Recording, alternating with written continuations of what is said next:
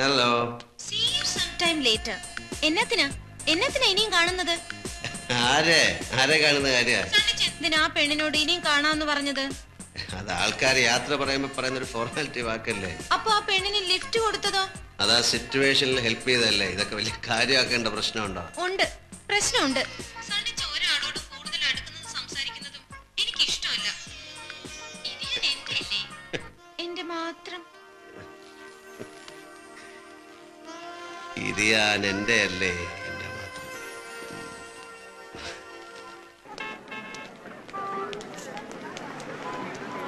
Muhammad Ali labour court complaint കൊടുത്തെന്ന് കേട്ടു. അയക്കും കമ്പനി പാർട്ണർഷിപ്പ് ഉണ്ടെന്നും പറഞ്ഞു. കോടതി കേസ് നടക്കട്ടെ. അത് കോർട്ടൊന്ന് കേസെന്നൊക്കെ പറയുമ്പോ അതിന്റെ പിന്നാലെ നമ്മൾ പോകണ്ടേ? എങ്കിൽ പിന്നെ കമ്പനിയുടെ പകുതി ഞാൻ അവന്റെ പേരിൽ എഴുതി കൊടുത്തേക്കാം. അതല്ല താൻ എന്ത് വർത്താനോടെ ഈ പറയുന്നത്? സാറെന്ന് ഹലോ സാരല്ല, ആരും കണ്ടില്ല.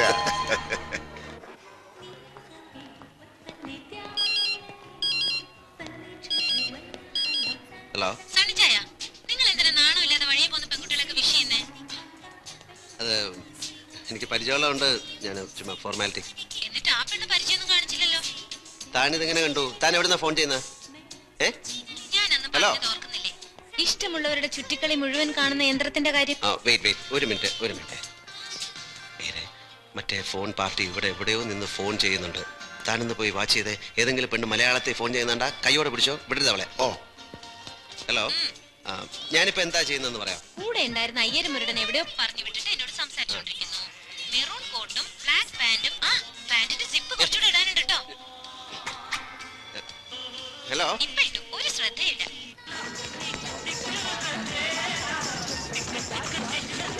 ഈ സസ്പെൻസ് ഒന്ന് കള. താൻ ആരാടോ ഒന്ന് പറ.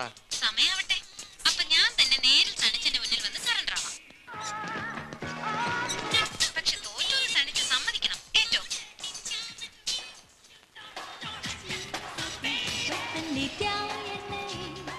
ഹലോ. ഹലോ. എന്താ സണിച്ച?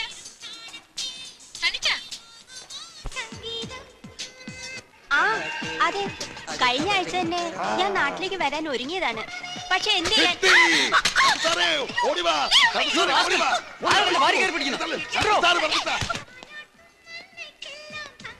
എന്താ ഒന്നും മിണ്ടാത്തത്? എന്നെ തെരയാണോ? ഹലോ സണിച്ച.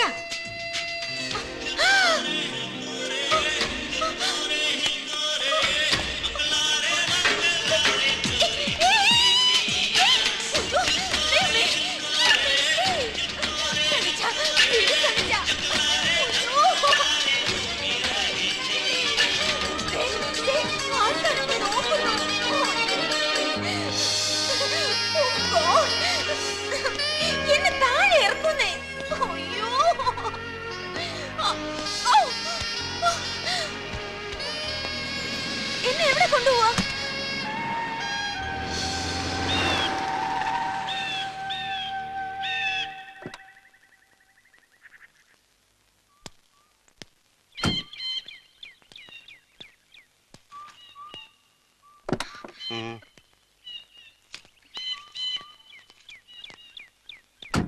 എന്താ നിന്റെ പേര്?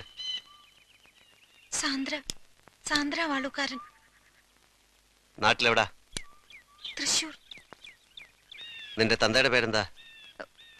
ജോൺ വാളുകാരൻ. എത്ര നാളായി ഈ രോഗം തുടങ്ങിയിട്ട്? എന്ത് രോഗം?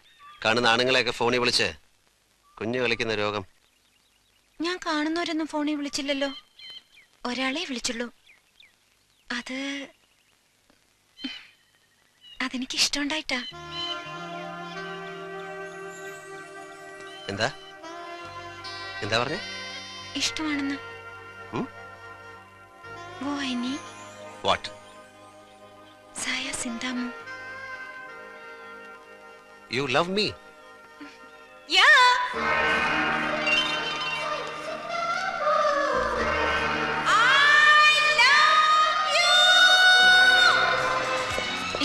സാർ മുഹമ്മദ് അലി.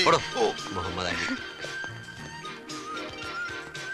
എന്നിട്ട് ഇറ്റ്സ് എ ലോങ് സ്റ്റോറി. ഒരു ദിവസം സൗകര്യമായിട്ടൊന്ന് പറഞ്ഞുതരാം. Hello. Hello. How are you, Muhammad Ali? I'm okay. ആരവരൊക്കെ? My friends. My friend Sandra. Hello. ഇവൻ എന്റെ കമ്പനി വർക്ക് ചെയ്യായിരുന്നു. ലാസ്റ്റ് ഇയർ ഇവനെ ഞാൻ പിടിച്ചുവിട്ടു അല്ലേ?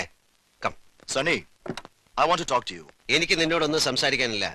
നീ എന്റെ കമ്പനിയുടെ സൈലന്റ് പാർട്ട്ണർ ആണെന്ന് പറഞ്ഞ് എനിക്കെതിരെ കേസ് കൊടുത്തിരിക്കല്ലേ? അതൊക്കെ കഴിയട്ടെ, എന്നിട്ട് സംസാരിക്കാം.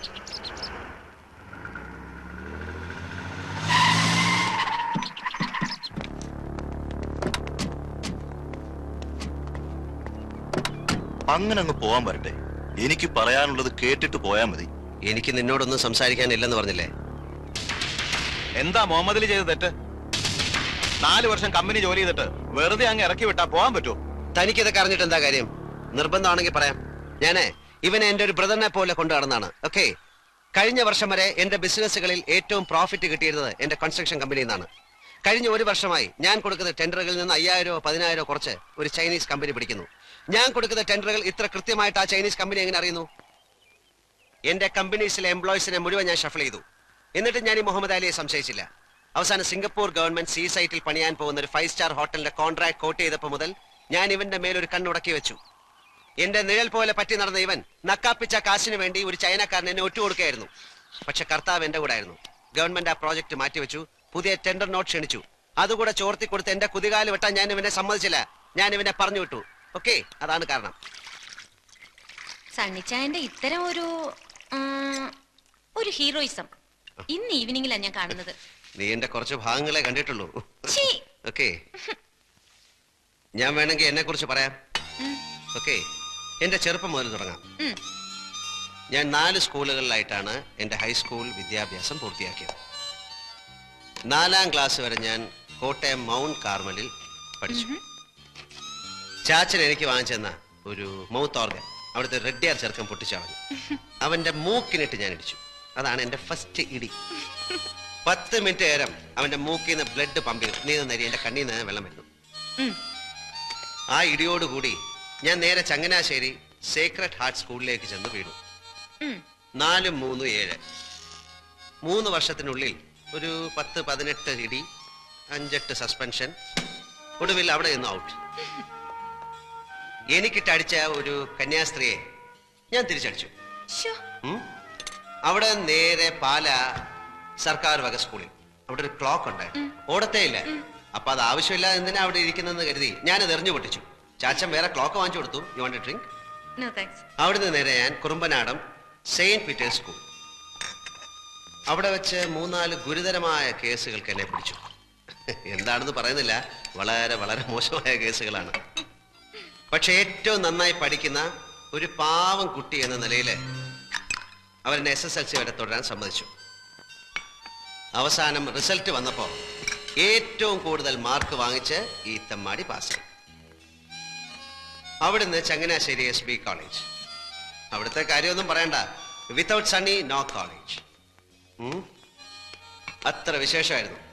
അപ്പൊ എന്റെ ചാച്ചനും അമ്മച്ചിക്കും 5 മക്കളാണ്. അതിലാണായിട്ട് ഞാനൊരു തരം. സണ്ണിച്ചൻ പള്ളിയിൽ പോയിട്ട് വന്നോടി. ആ, നല്ലൊരു ഈസ്റ്റർ ദിവസമായിട്ട് അവൻ മൂടി പൊതിച്ചിടന്ന് ഉറക്കാ. ഇന്നലെ മുതുപ്പാതിരായ്ക്ക് അവനും പൈലിയും കൂടെ കയറി വന്നത്. നിന്നെ ചാച്ചൻ വിളിക്കുന്നു. വിളിച്ചായിരുന്നോ? പൈലിനി തുരിശടിക്കാൻ ആളെ കൊണ്ടുവരാന്ന് പറഞ്ഞിട്ട് മരിച്ചുപോയി. മരിച്ചുപോയോ? അയാളുടെ ഭാര്യയുടെ അമ്മായിയപ്പന്റെ അളിയൻ പമ്പ് സെറ്റ് എന്നാക്കാൻ ആളെ കൊണ്ടുവരാന്ന് പറഞ്ഞിട്ടോ? അത് വളമിട്ട ശേഷം ആളെ വിളിക്കാന്ന് വിചാരിച്ചു. അപ്പൊ അതും ചെയ്തില്ലേ? അല്ല, ഓരോന്നായിട്ട് ചെയ്തു തീർക്കാനുള്ള ശ്രമത്തിലാണ്. വരട്ടെ. ഈ വിവരം കെട്ടവനെയാണോ ഇതൊക്കെ ഏൽപ്പിക്കുന്നത്? നിന്റെ കുടുംബത്തിൽ പിറന്നവനല്ലേ, ഇതിൽ കൂടുതൽ വിവരം എങ്ങനെ ഉണ്ടാവാ? അല്ലേടാ മോനെ? അമ്മച്ചി, ഞാൻ പള്ളി പോവാ. ഒരു ഈസ്റ്റർ ദിവസം ഉള്ളതുകൊണ്ട് മക്കളെയും മരുമക്കളെയും എല്ലാം ഒരുമിച്ച് കാണാൻ പറ്റി. അടുത്ത ഈസ്റ്റർ ആകുമ്പോഴത്തേക്ക് മോളിക്കുട്ടി ചാച്ചന്റെ കസ്റ്റഡിയിൽ നിന്ന് പോവും. ഇല്ല എൽസമ്മേ? ഓടാ അവിടുന്ന്. എന്റെ കൂടെ ഇവിടെ താമസിക്കാൻ സൗകര്യമുള്ളവനെ ഞാൻ എന്റെ മോളെ കെട്ടിച്ചു കൊടുക്കും. അല്ലേടി? എന്റെ പിള്ളേരെ ഒന്ന് വേഗം ആവട്ടടി. 2 താറാവിനെയും കൊണ്ട് ഇരിക്കാൻ തുടങ്ങിയിട്ട് നേരം എത്രയായി? ബേബിച്ച, ടൗണിൽ നിന്ന് സാധനം വല്ലതും വാങ്ങണമെങ്കിൽ പറഞ്ഞോളൂ. ഈസ്റ്റർ സ്റ്റോക്ക് തീരും. ബേബിച്ചെന്റെ പൈസ വാങ്ങിച്ച് നീ സാധനം വാങ്ങിച്ച പോലെ തന്നെ.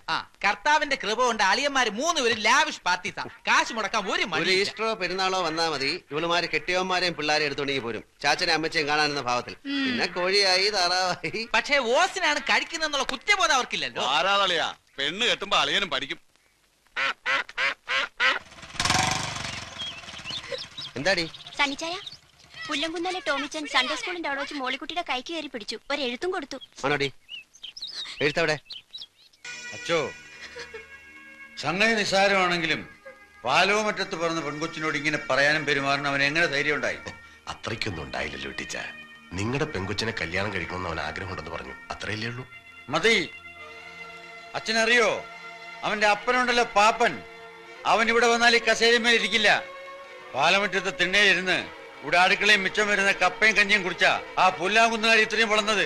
ആ പാലോമറ്റത്തെ പെങ്കൊച്ചിനോട് അനാവശ്യം എന്തെങ്കിലും പറഞ്ഞാൽ കുന്നാളവനെ ഞാൻ. പോട്ടെ സണ്ടിച്ച, അതിനി പറഞ്ഞു പെരുപ്പിച്ച് പുല്ലാങ്കുന്നേക്കാരായിട്ട് വെറുതെ ഒരു കശവിശം ഉണ്ടാക്കണ്ട. നിങ്ങൾ ചെക്കന്റെ അപ്പനാണെന്ന് പറഞ്ഞ് വെറുതെ തലേ ചൊറിഞ്ഞോണ്ടിരിക്കാതെ ചെന്ന് മാനം മര്യാദയ്ക്ക് പെണ്ണിനെ കെട്ടിച്ചേരും ചോദിക്കേണ്ട മനുഷ്യ. നീ എന്റെ കയ്യിൽ നിന്ന് മേടിക്കും. കുരുത്തങ്കട്ട മോൻ തൊന്തരം ഉണ്ടാക്കി വെച്ചിട്ട് അതിന് പുറകെ അപ്പം പോയി തൂങ്ങിക്കോളെ. അപ്പാ ഞാൻ അതിനൊന്നും കാണിച്ചും പറഞ്ഞൊന്നുമില്ല. ഇച്ചായം കാണിച്ച് തെറ്റ് തന്നെ. ഇനി അത് ഊതി പിടിപ്പിച്ച് വഴക്കം വെക്കണമെന്ന് ഉണ്ടാക്കണ്ട. ദേ പോളച്ച, നീ നിന്റെ കാര്യം നോക്ക്. അവനൊരു പുണ്യാളച്ചൻ. പറഞ്ഞ പോലെ അളിയൻ എന്ത് തെറ്റിയതെന്ന് അപ്പനീ പറയുന്നേ? എടാ കുഞ്ഞുഞ്ഞെ, നീ ഇവിടെ വന്ന് ഇവിടെ കെട്ടിക്കൊണ്ട് പോയത് ഇങ്ങനെ കുസ്തി പിടിച്ചിട്ടാണോ? മാനം മര്യാദയ്ക്ക് വന്ന് പെണ്ണിനെ കണ്ടു, ഇഷ്ടപ്പെട്ട് കെട്ടിക്കൊണ്ടുപോയി. അപ്പൻ ചുമ്മാ പുക്കാറുണ്ടാക്കാതെ അവിടെ ചെന്ന് കല്യാണം നടത്താൻ സമ്മതമാണോ ചോദിക്കും. പാപ്പച്ചൻ ഇതിന് എങ്ങനെ ധൈര്യം വന്നൊന്നാ എനിക്ക് മനസ്സിലാകാത്തത്. അല്ല, ടോമിച്ചൻ വന്നൊരു മോഹം പറഞ്ഞപ്പോ. മോഹങ്ങൾ തിരമാലകൾ പോലെയല്ലേ പാപ്പച്ച? ഒന്ന് തീരുമ്പോ മറ്റൊന്ന്. അതിന് പുറകെ വിവരമുള്ളവരിറങ്ങിത്തിരിക്കാന്ന് വെച്ചാൽ പാപ്പച്ചനൊരു കാര്യം ചെയ്യും. ഇങ്ങനെ ഒരു ആലോചനയുമായിട്ട് ഇവിടെ വന്ന കാര്യം നാട്ടുകാരറിയണ്ട. കുറച്ചിൽ തനിക്ക് തന്നെയാ. പാപ്പച്ച, നിന്റെ മോൻ ടോമിച്ചന്റെ ഭാഗത്ത് നിന്ന് ഇങ്ങനൊരു പിടിപ്പീട് സംഭവിച്ചു പോയ സ്ഥിതിക്ക് നമ്മൾ ആ തെറ്റ് സമ്മതിച്ചേ പറ്റൂ. ചക്കര ഇറ്റുന്നിടത്തല്ലേ ഉറുമ്പ് പായു. പുല്ലാങ്കുന്ന പാപ്പച്ചന് ഇസ്പട് 7-ാം കൂലിയാണല്ലോ. എനിക്കും ഉണ്ട് അച്ചോ 2-3 പിള്ളേര്. അതുങ്ങളുടെ കല്യാണം ഈ പള്ളി വെച്ചാൽ നടത്തും. പാലോമറ്റത്തെ മാടമ്പിപ്പിള്ളയെ കിട്ടുന്നതിനേക്കാൾ മുന്തിയെടുത്തുനിന്ന് കല്യാണത്തിന് അച്ഛനെ ഞാൻ വിളിക്കും. കെട്ടുകുർവാനയ്ക്കല്ല, മിന്നുകെട്ട് കാണാൻ. കെട്ടുകുർവാനയ്ക്ക് ഞാൻ മെത്രാപ്പോലിത്തയെ കൊണ്ടുവരും. കൂടെ തറവാട്ടിൽ പറഞ്ഞ 10 അച്ഛന്മാരെ. ഈശോമിശിഹായ്ക്ക് സ്തുതിയായിരിക്കട്ടെ. കുട്ടിയുടെ കല്യാണത്തിന് ഇവിടുത്തെ ഡെപ്പോസിറ്റിൽ നിന്ന് കുറച്ച് പണം മറിച്ചു. പാപ്പനതറിയാം. കഴിഞ്ഞ ദിവസത്തെ സംസാരത്തിന് ശേഷം ഓരോരുത്തരായി പണം ചോദിക്കാൻ വരുന്നു. അതൊക്കെ വിറ്റോ തുലച്ചോ എങ്ങനെയെങ്കിലും കൊടുത്തു തീർക്കായിരുന്നു. പക്ഷേ അപ്പം മോളിക്കുട്ടിയുടെ മിന്നേട്ടിന് അപ്പൻ്റെ ഒന്നും ഉണ്ടാവില്ല. 3 പെൺകുട്ടികളെ മാന്യമായിട്ട് പറഞ്ഞയച്ചപ്പോ അപ്പൻ്റെ നടുവൊടിഞ്ഞു. ഞാനിപ്പോ എന്താ ചെയ്യണ്ടേ? ചിറയ്ക്കൽ അച്ഛൻ ഇന്നലെ ഒരു കാര്യം പറഞ്ഞു. അറിഞ്ഞു. 2 ലക്ഷം രൂപ ശ്രീധരൻ തരാൻ കട്ടപ്പനയിൽ ആരാണ്ട് തയ്യാറാണെന്ന്. ചാച്ചനും അച്ഛനും കൂടെ എല്ലാം തീരുമാനിച്ചുറപ്പിച്ചില്ലേ, പിന്നെ ഞാനെന്ത് പറയാൻ? ആര് പറഞ്ഞു ഉറപ്പിച്ചെന്ന്? അതൊക്കെ നീ ചെന്ന് കണ്ട് ഇഷ്ടപ്പെട്ടതിന് ശേഷം.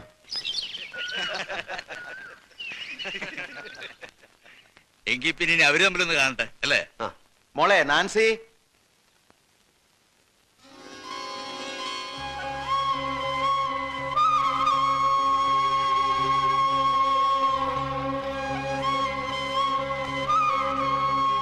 സണ്ണിച്ചു, പെണ്ണിന് വല്ല ചട്ടോ വിൽക്കോ മറ്റോണോ നോക്കിക്കോണം. പിന്നെ നാളെ ഞങ്ങൾ കൂടെ വന്നൊരു കുറ്റം പറഞ്ഞേക്കരുത്.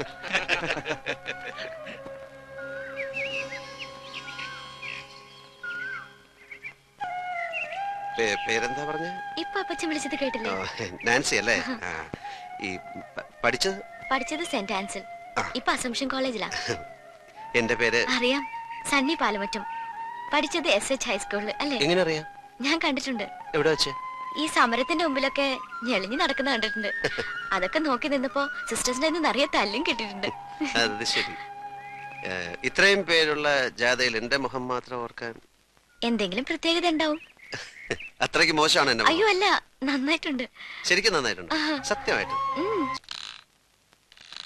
എനിക്ക് അസൂയ തോന്നുന്നു. നേരായിട്ടും തോന്നാം. അറിഞ്ഞവർക്കും കേട്ടവർക്കും എല്ലാം അസൂയായിരുന്നു, ദൈവത്തിന് പോലും.